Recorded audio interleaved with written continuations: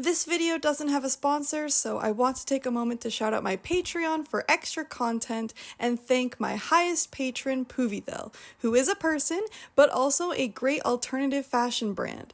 They have an accessible petticoat great for Lolita fashion, available through pre-order, and they have a Lolita series called Dogs and Desserts that is ready to ship and comes in 2 different sizes and various styles.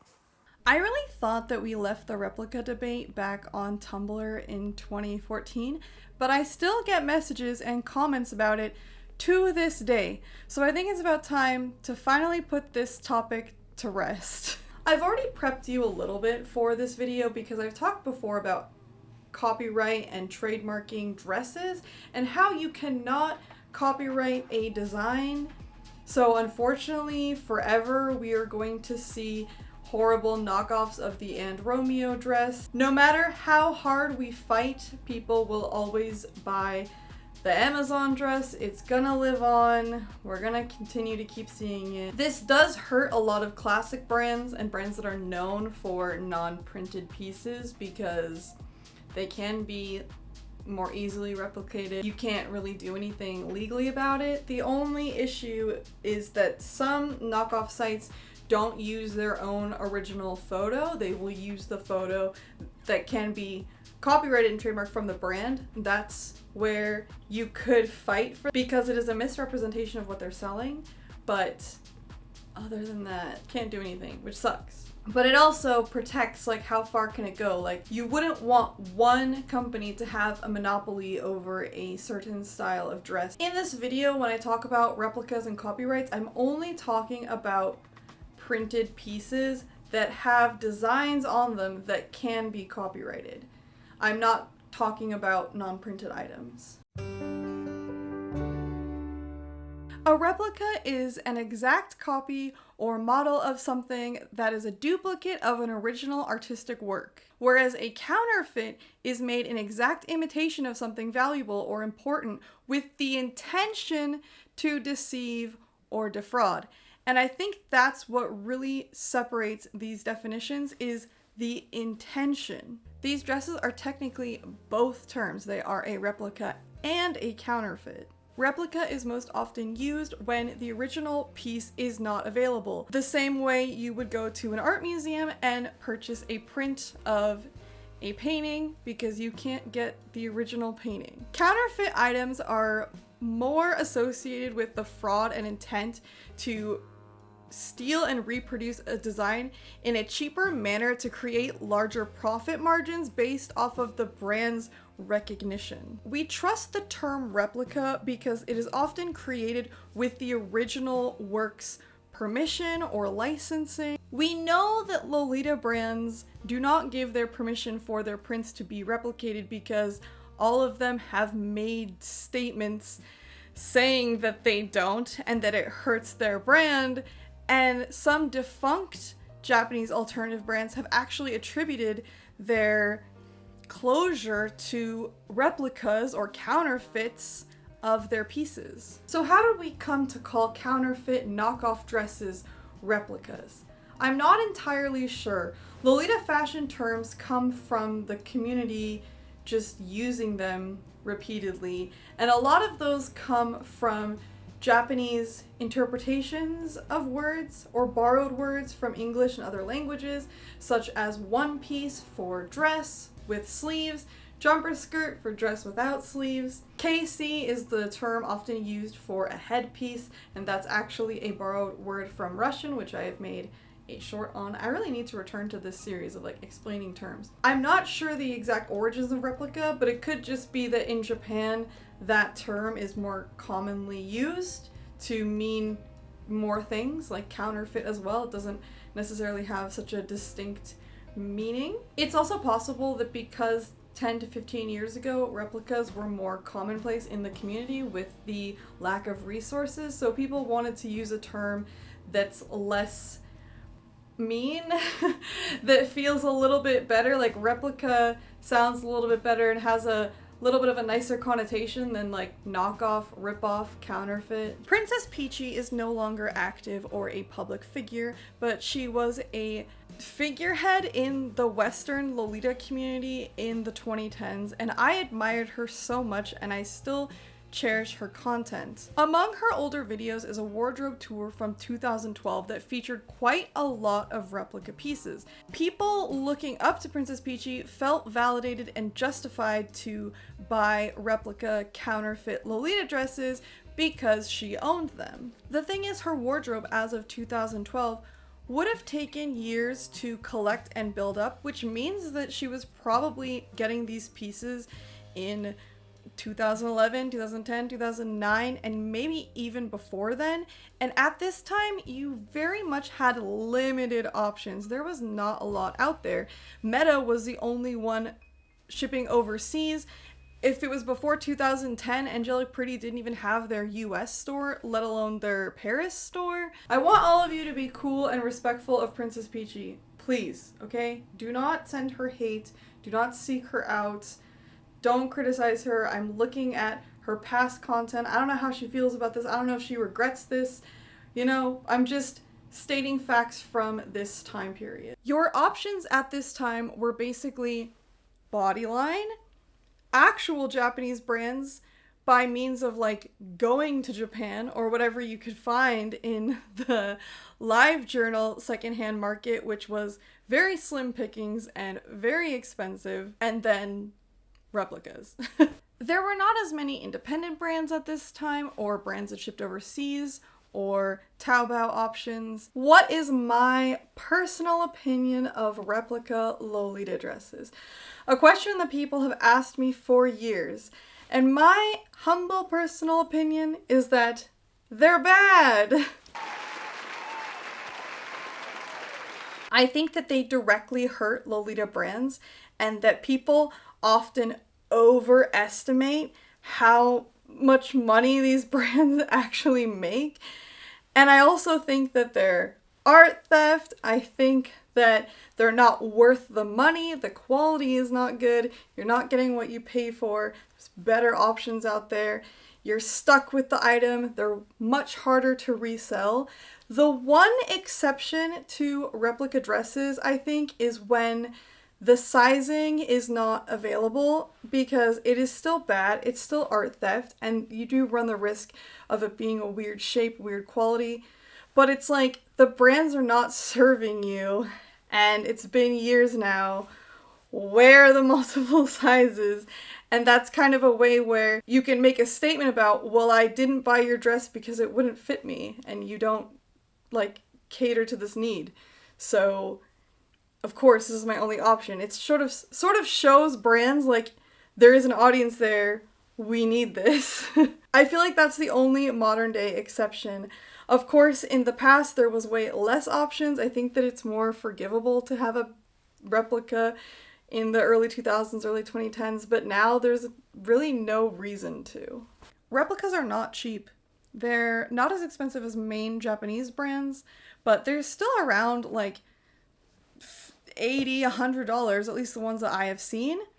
I'm gonna do the math around Princess Peachy's wardrobe. I'm guessing these prices on the lower end of what I saw replicas selling in this time, and my estimate of these 10 replica Lolita dresses is $740.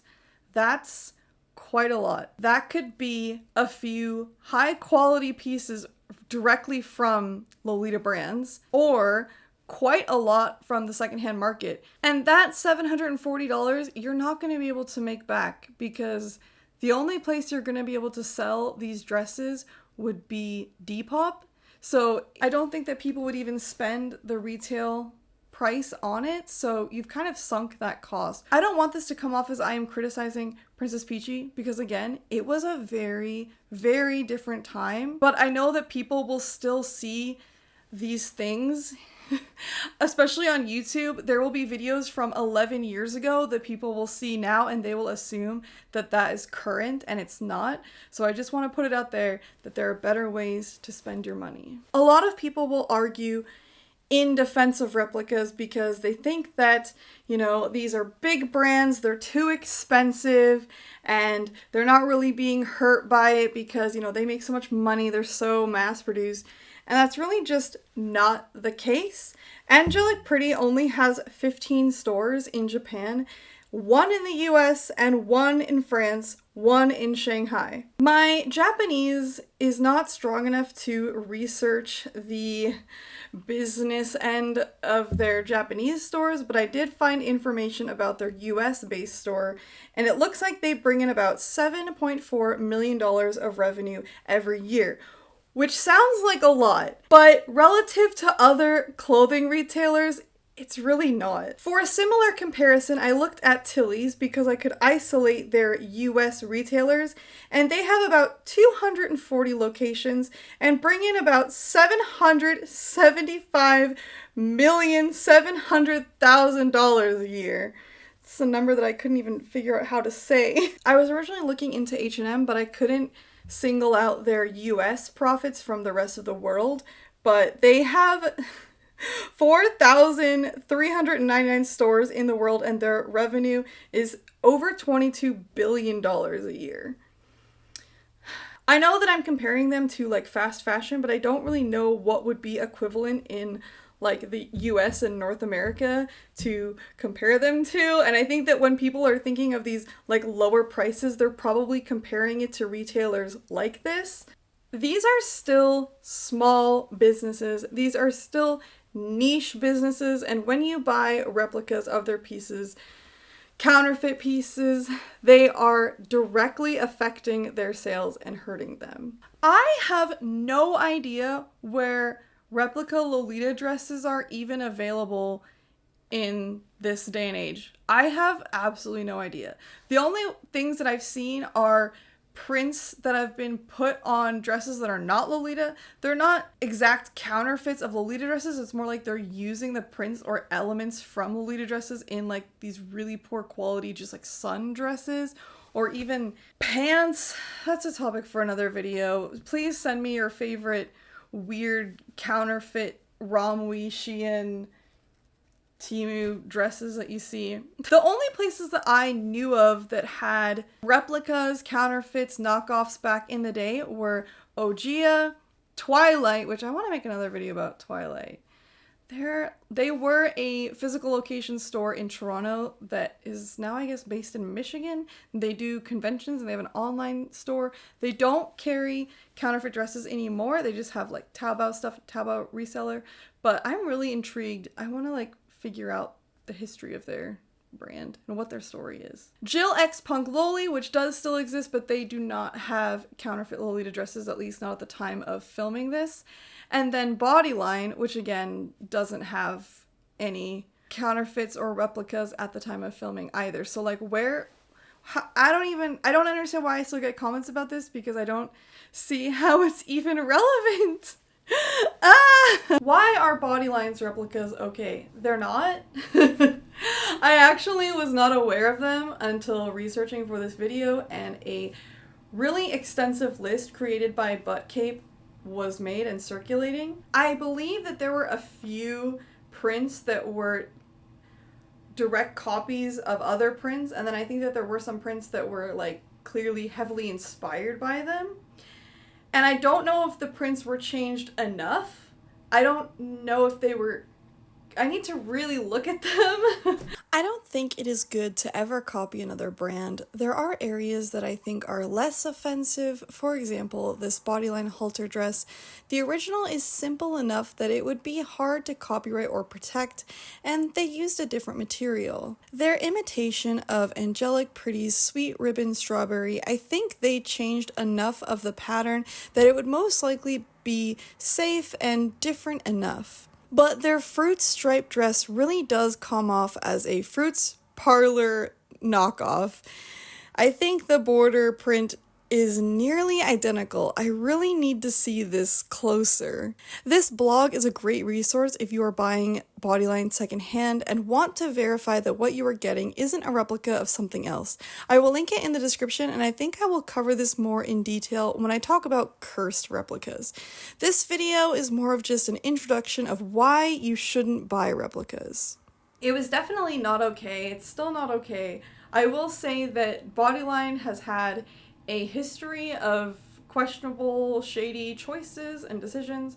They are under new management and none of these items are available anymore. I think that now if you stay within their Lolita section, you're safe. And I'm pretty sure that anything you purchase off of Lace Market secondhand, you can get Bodyline very, very affordable secondhand. Will Lolitas judge you for wearing a replica? Yeah, probably. I don't think that they're gonna attack you in person, but I do think that you will feel awkward wearing a replica to a Lolita event. I think that depending on what it is, you may be kicked out or refused. Like if it's a brand event and you wear a replica to a brand event, that could be pretty bad. If it's just like a local small meetup, it's probably fine, but I still think that you would be more comfortable in something that's not a counterfeit item. I purchased 3 replicas in the 2010s and they were all horrible quality. I wish that I still had them, but they're long gone. And it was because as an early Lolita, I thought that's really all I could get. That's all I could afford. And I ended up spending more money than I should have. Like I should have just bought Bodyline or saved up and waited and bought brands secondhand. The amount of money that you would spend on a replica, you can spend that same amount of money or sometimes even less than that on pieces that you will actually like from secondhand on Lace Market, especially now. Like it is a buyer's market. There's so much on there for way less than it has been in the past. You can also get pieces from reputable Tabao shops and indie brands, and you will feel more comfortable in them because they're made of a better quality material. There's more quality control. There is this fear around accidentally buying a replica, but I think that if you buy from reputable retailers, you will absolutely be fine. Especially on Lace Market, there's a whole moderation team that double checks these things. And I think that you could even do some sort of like PayPal dispute or a dispute within Lace Market and their moderation community to like remedy that, because it's really not allowed. I would be more concerned with buying off of eBay or Depop. I think that there still is a risk of that. And then reputable Tabao resellers won't have replicas. I think it's also very valuable to just do a lot of research with pieces that you buy. If you're investing any amount of money into this fashion, it's good to really seek out and research what you're buying. Lolibrary is a great tool for that. Even just looking up the names of pieces, you can see like old live journal reviews of them. There's so many archives of these dresses and details and blogs about how to identify replicas. And yeah, I just don't think that there's that many of them floating around in the world in this day and age that you even have to really worry about it all too much.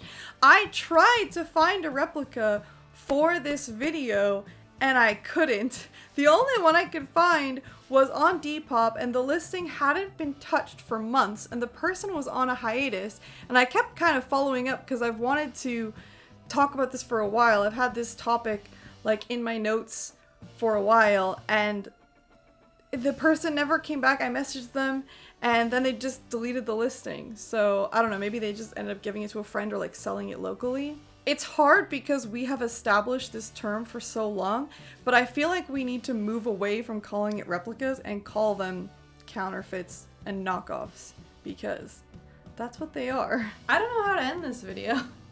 I feel like I might have just been ranting the same things over and over again, but hopefully now when people ask me about replicas, I can just send them this video.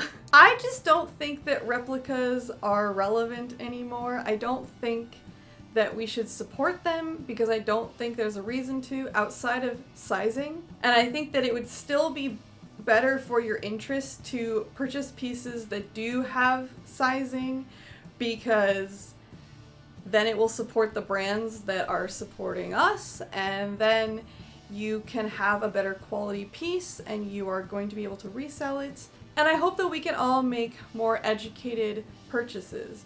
There are lots of tools out there to help you. If you have a topic that you would like me to cover, please send me an email at lovelylortopics@gmail.com. And as always, stay lovely.